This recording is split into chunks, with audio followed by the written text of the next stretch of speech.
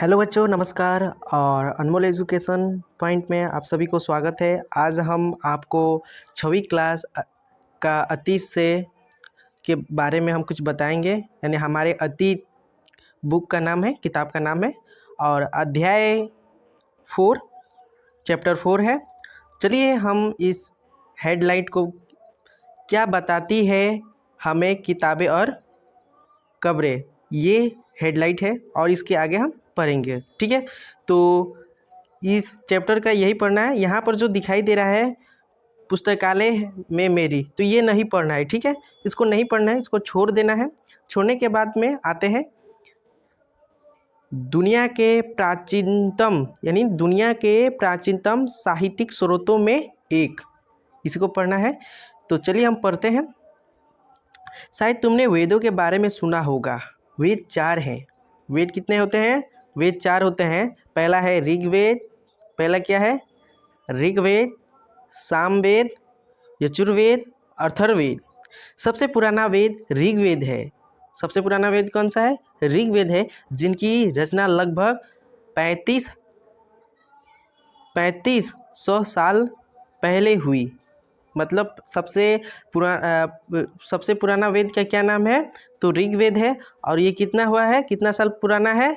3500 साल पुराना है। ठीक है, 3500 साल पुराना है। ऋग्वेद में 1000 से ज़्यादा प्रार्थनाएं हैं, जिन्हें सूक्त कहा गया है। तो ऋग्वेद में 1000 से ज़्यादा क्या है? प्रार्थनाएं हैं। यानी जो प्रार्थना होता है, प्रार्थनाएं हैं, जिन्हें हम क्या कहते हैं? सूक्त कहते हैं। ये जो सूक्त है उसी को सूक्त कहते हैं। ठीक है, आगे चलते हैं। सूक्त का मतलब होता है अच्छी तरह से बोलना, बोला गया है। विभिन्न देवी देवताओं की स्तुति में रचे गए हैं। इनमें से 3 देवता बहुत महत्वपूर्ण है: अग्नि, इंद्र और सोम। अग्नि आग के देवता और इंद्र युद्ध के देवता, और सोम एक पौधा है जिसे एक खास पेय बनाया जाता है। पेय का मतलब ये है पीने योग्य, समझिए, पीने योग्य होता है पेय का मतलब। वैदिक प्रार्थनाओं की रचना ऋषियों ने की थी। वैदिक मतलब यहाँ पर पूछ रहा है कि वैदिक प्रार्थनाओं की रचना किसने किया है? ऋषियों ने की है। ठीक है, आप पूछेगा कि वैदिक प्रार्थनाओं की रचना किसने की है? ऋषियों ने की थी। आचार्य विद्यार्थियों को इन्हें अक्षरों, शब्दों और वाक्यों में बांटकर सस्वर पाठ द्वारा कंठस्थ कराते थे। अधिकांश सूक्तों के रचयिता सीखने और सिखाने वाले पुरुष थे। सीखने और सिखाने वाले कौन थे? कुछ प्रार्थनाओं की रचना महिलाओं ने भी किया। कुछ देखो यहाँ पर क्या कहा है, कुछ रचनाओं में भी किया गया, महिलाओं ने भी किया। अधिकांश तो पुरुष भी करते थे, बट कुछ क्या गया, महिलाओं भी करते थे। यानी कुछ प्रार्थनाओं की रचना महिलाओं ने भी की थी। ऋग्वेद की, यानी यहाँ पर लिख रहा है कि ऋग्वेद की भाषा प्राग संस्कृत या वैदिक संस्कृति कहलाती है। तुम स्कूल में जो संस्कृत पढ़ती हो उससे यह भाषा थोड़ी भिन्न है। मतलब जो ऋग्वेद में जो भाषा संस्कृत भी है वो, और जो आप स्कूल में अभी पढ़ रहे हैं संस्कृत, वो भाषा से क्या है? भिन्न है, यानी डिफरेंट है, अलग है। ठीक है, और यहाँ पर देखिए संस्कृत और अन्य भाषाएं। संस्कृत और अन्य भाषाएं, देखिए संस्कृत भाषा यूरोपीय, यानी यूरोपीय को क्या बोलते हैं? भारतीय यूरोपीय है, भारतीय यूरोपीय बोलते हैं। भाषा परिवार का एक हिस्सा है। भारत की कई भाषाएं बोली जाती है, जैसे असमिया, गुजराती, हिंदी, कश्मीरी और सिंधी। एशियाई भाषाएं जैसे फारसी तथा यूरोप की बहुत सी भाषाएं हैं, जैसे अंग्रेजी, फारसी, जर्मनी, यूनानी, इतालवी, स्पेनिश आदि इसी परिवार से जुड़ी हुई है। उन्हें एक भाषा परिवार इसलिए कहा जाता है क्योंकि आरंभ में उसमें कई शब्द एक जैसे थे। उदाहरण के लिए मातृ, यानी उदाहरण के क्या लेते हैं? मातृ संस्कृत में माँ, मातृ संस्कृत माँ हिंदी, और मदर अंग्रेजी शब्द को देखो। क्या तुम्हें इनमें कोई समानता नजर आती है? हाँ, समानता तो नजर आती है। उपमहाद्वीप में दूसरे भाषा परिवारों की भी भाषाएं बोली जाती है। उदाहरण के लिए पूर्वोत्तर प्रदेशों में तिब्बत बर्मा परिवार की भाषाएं बोली जाती हैं। तमिल, तेलुगु, कन्नड़ और मलयालम द्रविड़ भाषा परिवार की भाषाएं हैं, जबकि झारखंड और मध्य भारत के कई हिस्सों में बोली जाने वाली भाषाएं ऑस्ट्रो एशियाटिक परिवार से जुड़ी है। उन भाषाओं की सूची बनाओ जिनके बारे में तुमने सुन रखा है, उनके भाषा परिवार की पहचान की कोशिश करो। यानी जो आप भाषा सुने हो, चाहे भोजपुरी हो, चाहे इंग्लिश हो, चाहे कोई भी भाषा हो, वो सुने, उन भाषाओं की क्या कीजिए, पहचान कीजिए। उन भाषाओं को क्या करना है, पहचान करना है। हम जिन किताबों को पढ़ते हैं वे लिखी और छापी गई है। ऋग्वेद का उच्चारण किया जाता है और श्रवण किया जाता था, ना कि पढ़ा जाता था। रचना की कई सदियों के बाद इसे पहली बार लिखा गया। इसे छापाने का काम तो मुश्किल तो 200 साल पहले हुआ। 200 साल क्या होता, पहले हुआ था। इतिहास, यहाँ पर लिखा है कि इतिहासकार ऋग्वेद का अध्ययन कैसे करते हैं, ठीक है, इसके बारे में। तो इतिहासकार पुरातत्ववेत्ताओं की तरह ही अतीत के बारे में जानकारी इकट्ठी करते थे, लेकिन भौतिक अवशेषों के अलावा वे लिखित स्रोतों का भी उपयोग करते हैं। चलो देखते हैं कि ऋग्वेद का अध्ययन कैसे करते हैं। ऋग्वेद के कुछ सूक्त वार्तालाप के रूप में है। विश्वामित्र नामक ऋषि और देवियों के रूप में पूजित 2 नदियाँ व्यास और सतलुज के बीच यह संवाद एक ऐसे ही सूक्त का अंश है। चलिए आगे चलते हैं। इन दोनों नदियों को मानचित्र पृष्ठ 2 में खोजें तथा और फिर पढ़ें। तो खोजना है इस मानचित्रों को। देखो मानचित्र कहाँ है, यहाँ पर तो मानचित्र भी नहीं दिया गया, 2 में दिया गया है, ठीक है। ऋग्वेद की पांडुलिपि एक पन्ना है। भुर्ज ब्रिज की छाल पर लिखी यह पांडुलिपियाँ कश्मीर में पाई गई थी। लगभग 150 वर्ष पहले ऋग्वेद को सबसे पहली बार छापने के लिए इसका उपयोग किया गया था। इसी पांडुलिपि को देखकर अंग्रेजी अनुवाद तैयार हुआ। यह पांडुलिपि पुणे महाराष्ट्र के एक पुस्तकालय में सुरक्षित है। पुस्तकालय में क्या था, सुरक्षित है। विश्वामित्र और नदियाँ, इनका जो वार्तालाप है ये देखिए। विश्वामित्र, हे नदियाँ, अपने बछड़ों को चाटती हुई 2 दमकती गायों की तरह, 2 फुर्तीली घोड़े की तरह चाल से पहाड़ों से नीचे आओ। यहाँ पर क्या है, फुर्तीले है, ठीक है, फुर्तीले है। पहाड़ों से आओ और इंद्र द्वारा दी हुई शक्ति से स्फूर्त तुम रथों की गति से सागर की ओर बह रही हो। तुम जल से परिपूर्ण हो और एक दूसरे से मिल जाना चाहती हो। नदियाँ क्या बोल रही है, नदियाँ को सुनते हैं क्या बोल रही है नदियाँ। जल से परिपूर्ण हम देवताओं के बनाए रास्ते पर चलती है और एक बार निकलने पर हमें रोक नहीं जा सकता। हे ऋषि, तुम हमसे प्रार्थना क्यों कर रहे हो। विश्वामित्र बोल रहे हैं। विश्वामित्र क्या है, एक ऋषि हैं और वे नदियों से क्या करते हैं, आगे कर रहे हैं, प्रार्थना कर रहे हैं, निवेदन कर रहे हैं। हे बहन, मुझ गायक की प्रार्थना सुनो। मैं रथों और गाड़ियों सहित बहुत दूर से आया हूँ। कृपया करके अपने जल को हमारे रथों और गाड़ियों की धुरियों के ऊपर ना उठाओ, ताकि हम आसानी से उस पार कर सकें। नदियाँ क्या बोल रही है, फिर देखो नदियाँ। हम तुम्हारी प्रार्थना सुनेंगे जिससे तुम सब सुरक्षित उस पार जा सको। तो देखो प्रार्थना, इतिहासकार यह बताते हैं कि प्रार्थना उस क्षेत्र में रची गई होगी जहाँ से ये नदियाँ बहती हैं। यह भी सुझाते हैं कि जिस समाज में ऋषि रहते थे वहाँ घोड़ा और गायों को बहुत महत्व दिया जाता था। इसलिए नदियों की तुलना में घोड़ों और गायों से की गई है। तो नदियों की तुलना घोड़ों और गायों से की गई है। क्या तुम्हें लगता है कि रथ भी महत्वपूर्ण थे? अपने जवाब के कारण बताओ। प्रार्थना की पंक्तियों को दोबारा पढ़कर यह बताओ कि उसमें परिवहन के लिए किन किन साधनों का उल्लेख है। तो आप पढ़ के फिर कर सकते हैं। ऋग्वेद की प्रार्थनाओं में अन्य दूसरी नदियों को खासकर सरस्वती, सिंधु और उनकी सहायता नदियों को भी जिक्र है। गंगा और यमुना का उल्लेख सिर्फ एक बार हुआ है। गंगा और यमुना में क्या हुआ? एक बार हुआ है।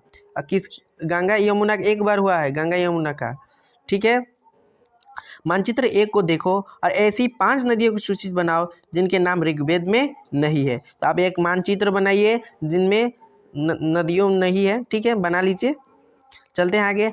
मवेशियों, घोड़े और रथ। मवेशी और घोड़े रथ के बारे में हम पढ़ेंगे। ऋग्वेद में महेशियों, बच्चों, खासकर पुत्रों और घोड़ों की प्राप्ति के लिए अनेक प्रार्थनाएं हैं। घोड़ों मतलब जो घोड़ा होता है, घोड़े को लड़ाई में रथ खींचने के काम में लाया जाता था। इन लड़ाइयों में मवेशियों की जीत कर लाए जाते थे। लड़ाइयाँ वैसे ज़मीन के लिए भी लड़ी जाती थी जहाँ अच्छे चारागाह हो या जहाँ पर जो जैसी जल्दी तैयार हो जाने वाली फसलों का उपजाया जा सकता हो। कुछ लड़ाइयाँ पानी के स्रोतों और लोगों को बंदी बनाने के लिए भी लड़ी जाती थी। युद्ध में जीते गए धन का कुछ भाग सरदार रख लेते थे तथा कुछ हिस्सा पुरोहित को दिया जाता था। शेष धन आम लोगों में बांट दिया जाता था। कुछ धन यज्ञ कराने के लिए भी प्रयुक्त होता था। यज्ञ की आग में आहुति दी जाती थी। यह आहुति देवी देवताओं के दी जाती थी। घी, अनाज और कभी कभी जानवरों की भी आहुति दी जाती थी। अधिकांश पुरुष इन युद्धों में भाग लेते थे। कई स्थानीय सेना नहीं होती थी, लेकिन लोग सभाओं में मिलते जुलते थे और युद्ध व शांति के विषय सलाह मशविरा करते थे। क्या करते थे? मशविरा करते थे।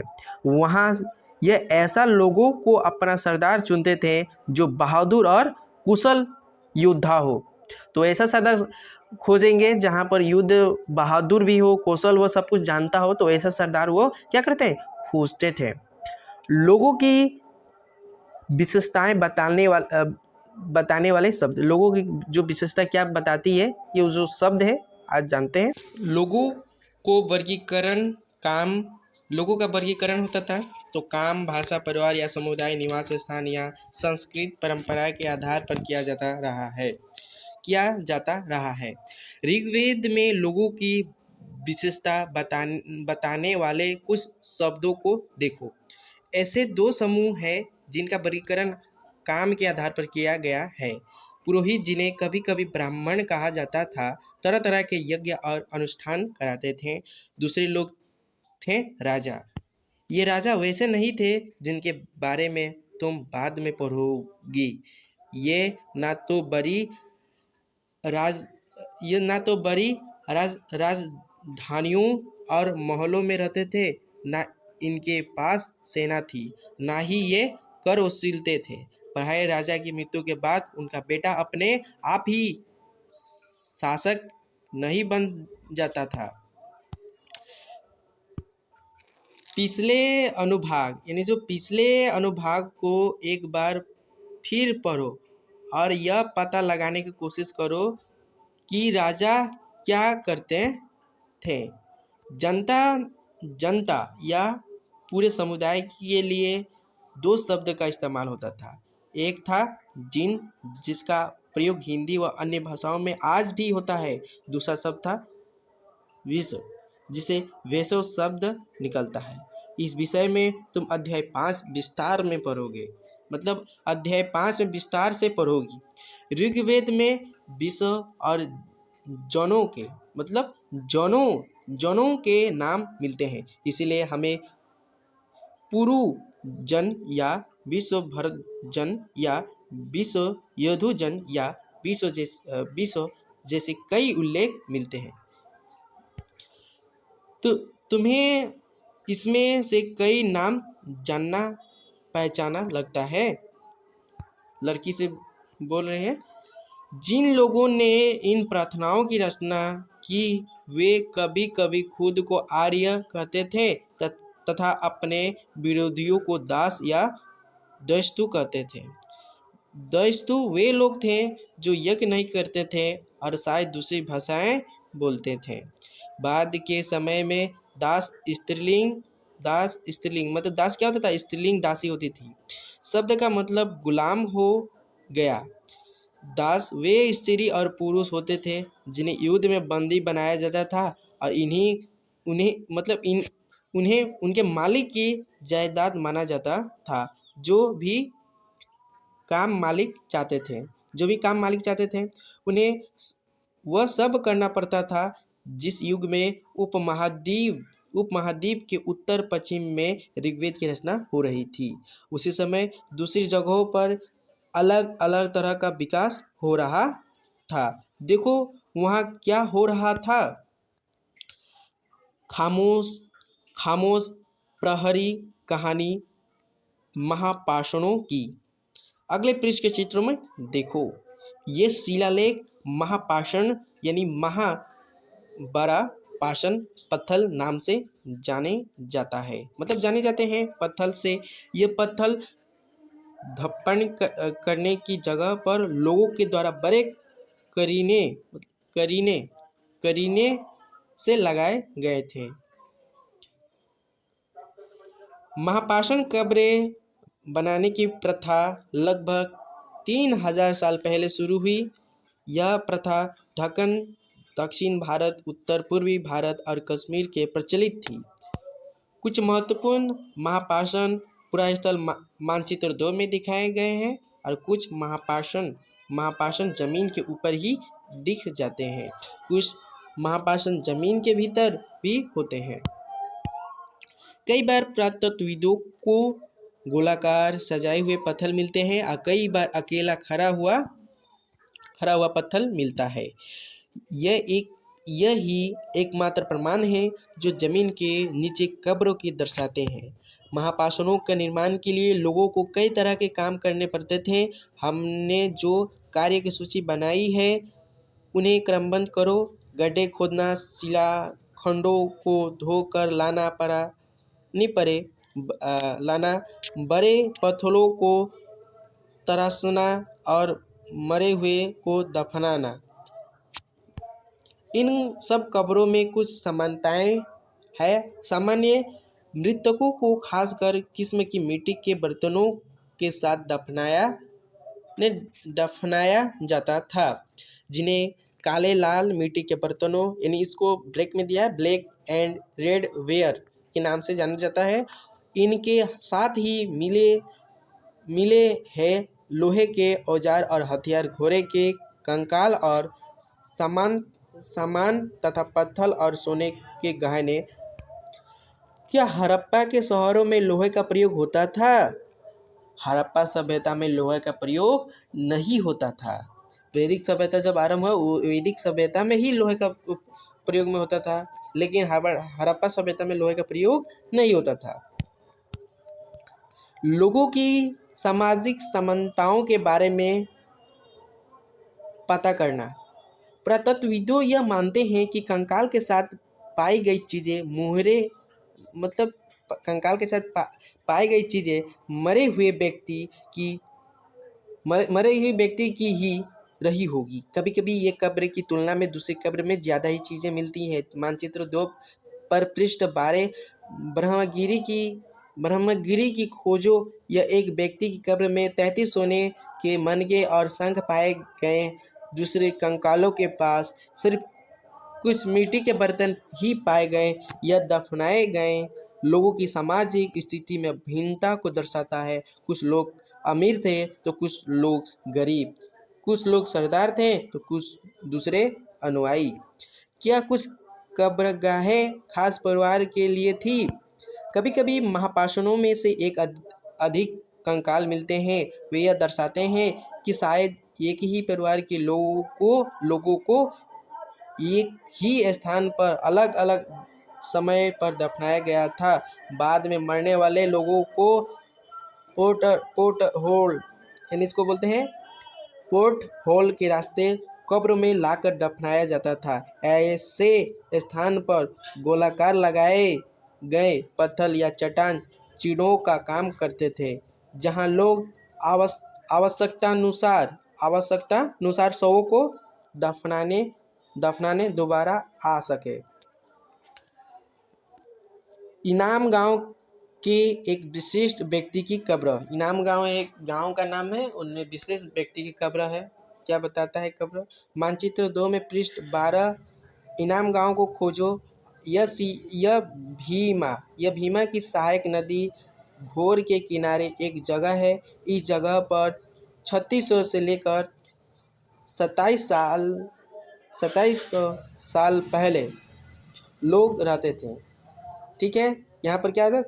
3600 से लेकर 2700 साल पहले यहाँ क्या था? लोग रहते थे। यहाँ वयस्क लोगों का प्रायः गड्ढे में सीधा लिटाकर दफनाया जाता था। वयस्क लोगों को गड्ढे में, जो गड्ढा होता था उसको सीधा लिटाकर सीधा क्या है? दफनाया जाता था, तथा उनकी सिर उत्तर की ओर दिशा होता था और कई बार उन्हें घर के अंदर ही दफनाया जाता था। ऐसे बर्तन जिसमें शायद खाना और पानी हो, दफनाए गए शवों के पास रख दिए जाते थे। एक आदमी को 5 कमरों वाले मकान के आंगन में 4 पैरों वाले मिट्टी के एक बड़े से संदूक में दफनाया गया था। बस्ती के बीच में बसा यह घर गांव के सबसे बड़े घरों में एक था। इस घरों में एक अनाज का गोदाम भी था। शव के पैर मुड़े हुए थे। क्या तुम्हें लगता है कि यह किसी सरदार का शव था? अपने जवाब का कारण बताओ। यहाँ पर जवाब का कारण भी बताना है, आप कारण समझ लो, पढ़ रहे हो तो। क्या बताते हैं हमें कंकालों का अध्ययन? क्या बताते हैं हमें कंकालों का अध्ययन? चलिए, छोटे आकार के आधार पर एक बच्चे के कंकाल को आसानी से पहचाना जा सकता है, लेकिन एक बच्चे और बच्ची के कंकाल के बीच कई बड़ा फर्क नहीं होता। क्या हम यह पता लगा सकते हैं कि कंकाल किसी पुरुष का था या स्त्री का? कभी कभी लोग कंकाल के साथ मिले सामानों के आधार पर इसका अंदाज लगाते हैं। उदाहरण के लिए, यदि कंकाल के साथ गहने मिलते हैं तो कई बार उसे महिला का कंकाल मान लिया जाता था, लेकिन ऐसी समझ के साथ समस्याएं हैं। अक्सर पुरुष भी आभूषण पहनते थे। कंकाल का लिंग पहचानने के बेहतर तरीका उसकी हड्डियों की जांच है। चूँकि महिलाओं बच्चों को जन्म देती है, इसीलिए उनका कटी प्रदेश या कुल्हा पुरुष से ज़्यादा बड़ा होता है। यह समझकर कंकालों के आधुनिक अध्ययन पर आधारित है। आज से लगभग 2000 साल पहले चरक नाम से प्रसिद्ध वैद्य हुए थे। इन्होंने चिकित्सा शास्त्र पर चरक संहिता नाम की किताबें लिखी। वे कहते हैं कि मनुष्य के शरीर में 360 हड्डियां होती है। यह आधुनिक शरीर की रचना विज्ञान की 206 हड्डियों से काफ़ी ज़्यादा है। संभवतः चरक ने अपनी गिनती में दांत, हड्डियों को जोड़ और कार्टिलेज को जोड़कर यह संख्या बताई हुई। तुम्हारे अनुसार शरीर के बारे में उन्होंने इतनी विस्तार जानकारी कैसे इकट्ठा की होगी? इनाम गांव के लोगों के काम धंधे क्या है? ये काम धंधे के बारे में, इनाम गांव एक गांव का नाम है और उसमें काम धंधा क्या होता है यही बताना है। इनाम गांव के पुरातत्वविदों को गेहूं, जौ, चावल, दाल, बाजरा, मटर आदि तिल के बीज मिलते हैं। कई जानवरों की हड्डी भी मिलती हैं। कई हड्डियों में काटने का निशान से यह अंदाज होता है कि लोगों को इन्हें खाते होंगे। गाय, बैल, भैंस, बकरी, भेड़, कुत्ता, घोड़ा, गधा, सुअर, सांभर, चितकबरा, हिरन, कृष्ण मृग, खरहा, नेवला, चिड़िया, घड़ियाल, कछुआ, केकड़ा और मछली की हड्डियां भी पाई गई है। ऐसे साक्ष्य मिलते हैं कि बेर, आंवला, जामुन, खजूर और कई तरह की रस भरियां एकत्र की जाती थी। तो हमारा इतना तक है। प्रश्न आंसर आप देख लीजिएगा, प्रश्न आंसर आप बना लीजिएगा। चलिए, समाप्त हो गया। Thank you.